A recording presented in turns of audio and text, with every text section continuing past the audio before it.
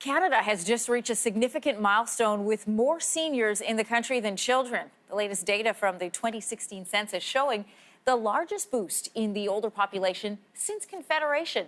This is going to have an impact, as you could imagine, on everything from government budgets to pensions, healthcare, and social services.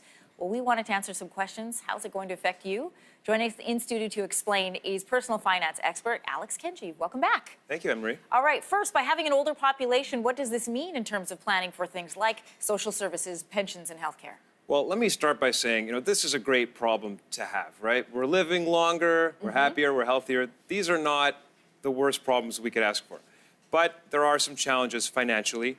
In terms of revenue on the government side, you have a shrinking labor force. As people get older, they tend to work less. And then on the cost side, old age security expenses are going to probably balloon over the next few decades. And there are some concerns about healthcare costs as people get older, costing more to maintain. And of course, the population that feeds most of the tax base is the generation that we are declining in numbers for.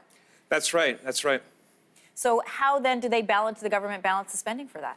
Well, the good news is the problem is not as bad as it sounds. So there are several good trends on our side here. Well, let's talk about those. Well, the first one is it's not necessarily the case that when people reach that age, they stop working. It's true that today you've only got about 1 in 7 people over 65 in the workforce. And that sounds like a low number, but that's actually double where we were at a decade ago. And I think it's going to double again over the next decade. People really see retirement now as a time to change what they're doing rather than stop doing anything. And part of that comes from us being in much better health.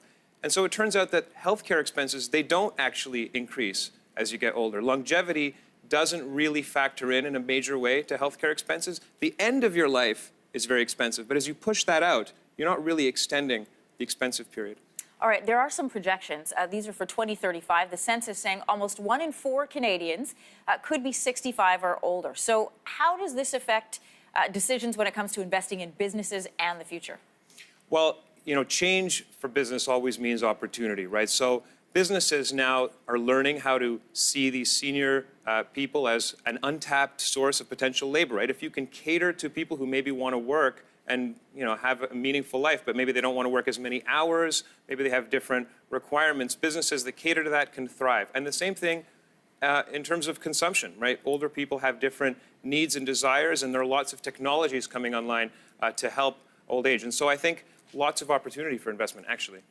Yeah, and a lot of people in that age category, when we say senior, we should clarify, it's 55 to 64 and up. They want to keep working. It's not that they don't want to keep working. They want to stay active. They want to continue to contribute. Absolutely. I mean, life is not just about having the same job all the time, right? And so when you hit that point and you're eligible for things like old age security, et cetera, CPP, or even to take out RSPs, it doesn't mean that you're going to use that opportunity to just stop, right? Instead, it's a moment to reflect and say, did I love my job? If so, maybe I'll continue. Did I hate it? Maybe I'll do something else. What about immigration policies? And, one of the things the census showed us is that the oldest populations live in Atlantic Canada. Youngest population happens to be in Alberta. But when we look at immigration and how this could affect our policies here as we look into who we need in the workforce. I think our immigration policies have already been helping quite a bit to mitigate and offset some of these effects. You look at Canada actually is a relatively young country, the second youngest in the G7. And our labor force participation. We're the second youngest in the G7? That's right. We're the babies. Yeah. So, there is a bigger picture here at play.